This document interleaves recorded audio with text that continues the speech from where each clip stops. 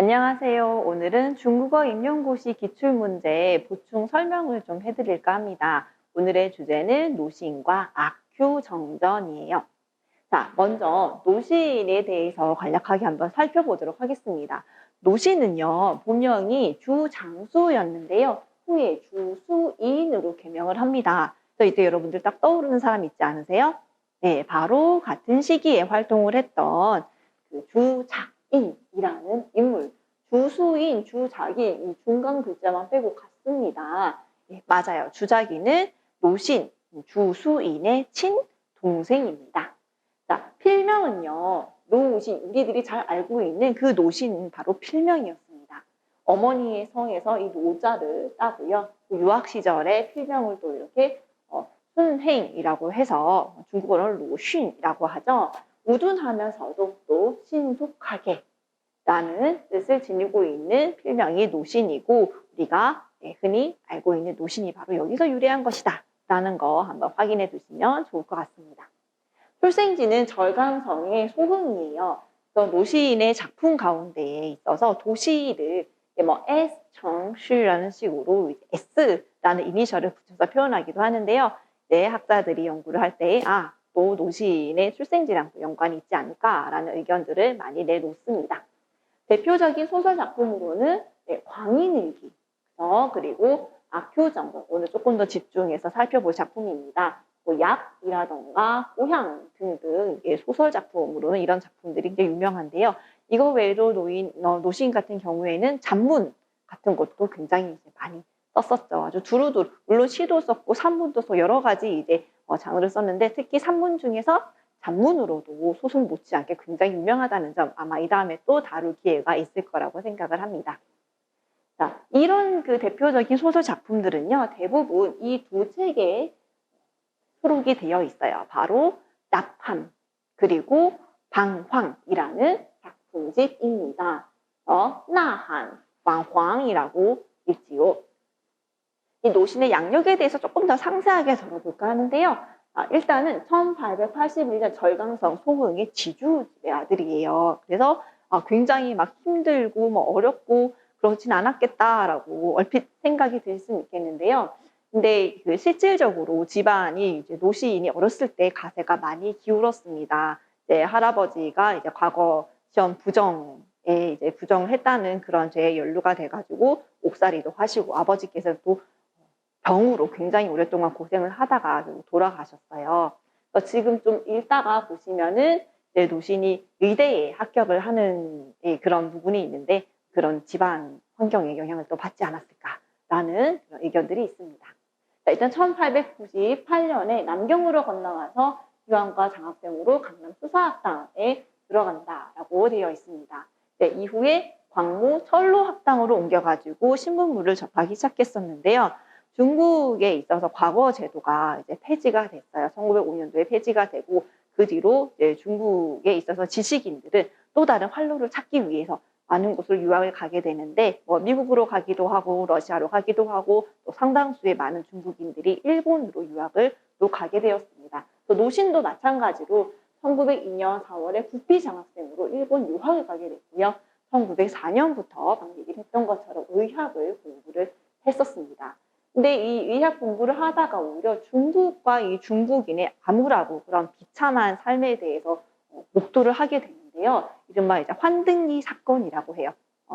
조금 이따가 한 번 더 거기에 대해서 좀 자세하게 다뤄볼 건데요. 그거를 계기로 해서 의학을 포기를 하고요. 글을 쓰기 시작합니다. 1909년 절강의 사범학교의 생리학 및 화학 선생이 되었고 후에 귀향을 했고 또 서울 중학교에 가서 교감 역할도 하고 여러 가지 경력들을 거쳤어요. 그러다가 1918년 드디어 노시인이라는 이름으로 중국 최초의 현대 백과소설 뭡니까? 광인일기였습니다. 근데 기억하셔야 돼요. 광인일기를 신청년에 발표를 했죠. 이 광인일기라던가 신청년이라던가 하는 것들은 여러분들 굉장히 중요한 맥락이 있기 때문에 꼭 기억을 해 두셨으면 좋겠습니다. 1919년 12월에 소흥 쪽의 사정이 악화되어서 가옥이 매각이 되었고 고향에 돌아가서 매각이랑 관련된 그런 여러 가지 일들을 처리하게 되는데요. 이것과 관련해서 노신의 작품 후향, 고향, 고향이라는 작품이 또 나오게 됐었죠. 좀 자전적인 소설이다라는 말을 듣기도 하는데요. 그건 다음 기회에 제가 좀 더 자세히 설명을 드리도록 하겠습니다. 자, 1920년 북경대학 및 북경고등학교 강사 경위를 하고 중국 소설사 강의를 했고요. 노신의 중국 소설 사략이라는 책이 또 굉장히 유명합니다. 그러니까 소설 방면에서는 작품으로도 굉장히 이제 유명하지만은 중국에 있어서의 그 소설사, 소설이 어떤 식으로 뭐 계기가 돼서 뭐 이루어졌고 어떻게 완성도를 높여가는지 그 각 시대마다 이것들을 쭉 훑음으로 한 그 노신의 소설사 강의 그리고 거기에 관련된 사략 책도 엄청 유명하다는 사실, 그리고 1921년 드디어 오늘 다루는 이 악큐 정전을 하인이란 이름으로 신보부관에 연재를 합니다. 여러분들 약간 잠깐 주의하실 거, 악큐 정전에 여러분들 악큐 읽으실 때에 정 어떻게 읽을까요? 촨, 촨입니다, 여러분들. 우리 보통 이 전자를 제가 지금 본체로 썼는데 간체로 썼을 때 보통 촨이라고 많이들 읽으시는데요. 이렇게 누구누구의 전기를 뜻할 때는 촨이 아니라 촨, 쓰셩, 다성이라는 거 한번 짚고 넘어갈게요. 그리고 1923년에 첫 소설집인 나팜이 발표가 되고 여기에 우리 악큐 정전이든 광해일기가 다 수록이 되게 되죠. 자, 노신의 양령 이어서 한번 또 마저 살펴보도록 할게요. 1926년에 북경 여사대 학생운동을 지지했다고 하는 명목으로 수배령이 내려져서 도피를 했었고요. 그리고 1927년도에 여성 사회운동가 허광평과 이제 상해에서 결혼을 하게 됩니다. 이전에 결혼을 하긴 했었지만 이제 집안 어머님이 맺어준 사람과 여기 있는 허광평은 이때 북경 여사대에 있었던 제자였어요. 이런 관계로 인해서 좀 새로운 이제 문물도 영향을 많이 받았고 새로운 사회 개혁에 대해서 굉장히 관심이 많았던 사람이었기 때문에 결혼에 대해서도 굉장히 좀 개방적인 그런 생각을 가지고 있었던 모양입니다. 또 노신의 여러 가지 생애를 들춰보면은 우리가 문학사에서는 또 다루지 않았던 그런 재미가 있을 수도 있는 그런 이야기들이 좀 있는데요. 오늘은 여기까지만 설명을 드릴게요. 1930년대 중국 사회작가연맹의 주요 발기인의 한 사람으로 동참을 했었고 1936년에 56세를 일기로 지병으로 사망을 했습니다. 노신의 장례식 같은 경우에 또 많이 회자가 되어 1만 명 이상의 군중들이 아주 자발적으로 아주 정중하고 장엄하게 장례를 거행을 했었고요. 관에 민족혼이라는 근 깃발이 덮였었죠. 자, 오늘 악큐 정전에 대해서 상세히 좀 다뤄보려고 했었는데요. 악큐 정전 같은 경우에는 우리 악큐 누군지 몰라요. 모시기, 거시기 그 사람 그만큼 좀 존재감이 이제 희미한 그런 사람일 수 있는데요. 이 사람의 이제 전기입니다.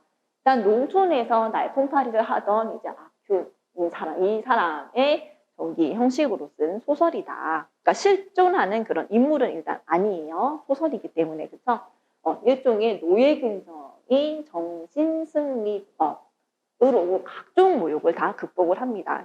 어떠한 일을 이제 겪던 간에 난 괜찮아. 난 이러니까 하면서 이제 으쓱으쓱 자신을 굉장히 이제 정신승리법을 이용해서 자신에 대한 그런 굴욕감이든 치욕감, 수치심 이거 다 씻어낼 수가 있죠. 이것들을 다 극복을 하고 신의 혁명 때에 스스로 이제 나는 혁명단원이다 하면서 또 으쓱으쓱 하면서 막 다니다가 도둑으로 몰리고 해서 총살을 당하게 되는 그런 비극적인 별로를 겪게 됩니다. 이게 이제 악효라는 그런 사람의 이제 중국의 당시 이제 중국인들의 민족성을 또 대입을 시킨 것도 있지만은 한편으로는 신의 혁명에 대한 좀 안타까운 그런 마음도 많이 담고 있는데요. 이때 전혀 타격이 없는 사실 이제 신의 혁명이 완전히 새로운 중국을 만들어 보고자 이제 새롭게 이제 중국을 세워보고자 시도됐던 그런 혁명임에도 불구하고 전혀 이런데도 타격이 없는 지주 이제 계층이 또 등장을 합니다. 요즘 조가인데요.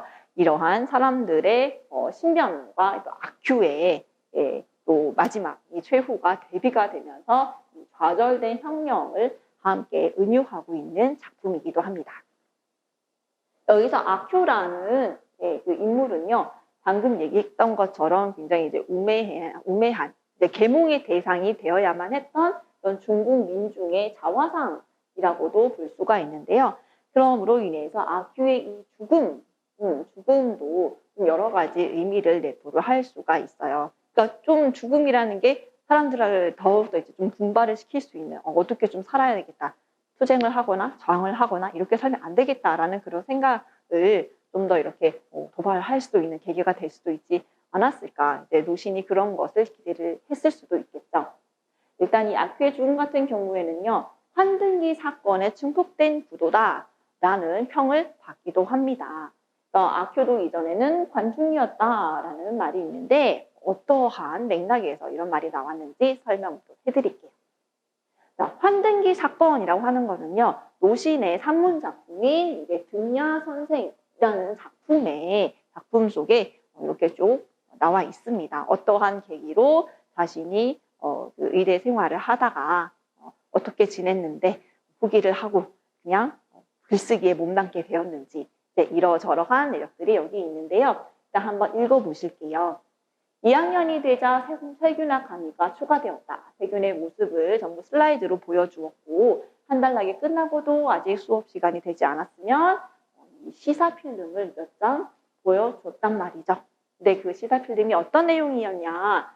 모두가 일본이 러시아에게 승리하는 내용을 담고 있었다는 겁니다. 이제 당시 러일 전쟁이 불고 있으니까. 근데 공교롭게도 중국인이 그 속에 끼어 있었다. 어떻게 되는지도 볼게요. 이 러시아를 위해서 정탐꾼 노릇을 하다가 일본군에게 체포되어서 총살당하는 장면이었다. 둘러서서 구경하는 사람들은 모두 한 무리의 중국인들이었다. 그리고 교실에는 또 나 한 사람이 있었다. 그러니까 그 일본인들이 있는, 유학을 일본에 갔었으니까 일본인들 많은 교실에서 이제 슬라이드가 넘어가는 그 장면들을 보는데 장면 중에서 중국인들이 이렇게 막 둘러싸여 있는 어떠한 그 무리가 있었고 그 속에 또 다른 중국인이 스파이 노릇을 했다는 명목으로 이렇게 총살을 당하는 그런 것들을 이제 그 사진을 자기가 봤다는 거죠. 봤는데 그 사진 속에 한 무리의 중국인들이 그러한 자신의 동포가 죽어가고 있는 그런 상황에서도 뭐 어디 동료가 된다거나 어떤 뭐 안타까움이라던가 아니면 거기에 대해서 이제 이렇게 하면 안 되겠다던가 뭔가 흥분을 한다던가 그러한 감정에 어떠한 동요 없이 그냥 멍하니 지켜보고만 있는. 굉장히 그게 노신에게는 크게 다가왔던 일이었던 것 같습니다. 그거 외에도 물론 노신이 학교 생활을 하면서 시험을 보고 난 다음에 네, 뭐 성적을 보고 주변의 친구들이 중국인은 저는 따라서 이런 성적은 결코 나올 수가 없는데 라면서 막 꼬지르기도 하고 굉장히 그런 그 차별 핍박을 많이 받기도 했었어요. 네, 그런 가운데 여러 가지 생각들이 많았는데 이러한 환등기 사건에 의해서 더욱더 노신의 생각이 이래서는 안 되겠다라는 쪽으로 굳혀졌던 거죠. 어쨌든 그 일본인 학생들은 그 굉장히 자신들의 입장에서는 쾌감을 느낄 수도 있는 그런 장면이었기 때문에 만세하고 박수를 치면서 환호를 했습니다. 근데 이제 이런 환호가 보통 시사편 하나하나마다 주로 이제 러일 전쟁 중에 일본이 승리하는 것과 관련되는 그런 장면이었을 테니까 학생들이 굉장히 이제 환호를 했지만 이러한 학생들의 환호가 노신한테는 굉장히 이제 속쓰리고 마음 아픈 일이었다는 게 방금 얘기했던 등야 선생이라는 산문 작품에 등장을 하죠. 자, 이게 바로 이제 환등기 사건이고요. 노신의 이제 의대 자퇴가 이걸로 인해서 결정이 됩니다. 그리고 문예운동에 노신이 완전히 몸담게 되죠. 나는 곧 의학이 절대 중요한 일이 아니라고 느꼈다. 따라서 우리가 추구해야 될 제일의 요점은 그들의 정신을 바꾸는 일이었고 정신을 바꾸는데 가장 좋은 방법은 당연히 문예 운동을 추진하는 거라고 생각을 한 것입니다.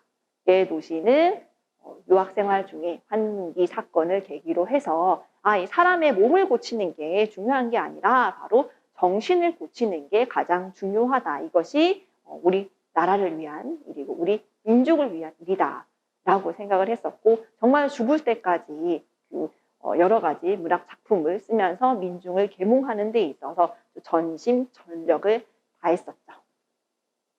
네. 자, 이것으로 오늘 우리 보충 설명 모두 마무리하도록 하겠습니다. 고생하셨습니다. 감사합니다.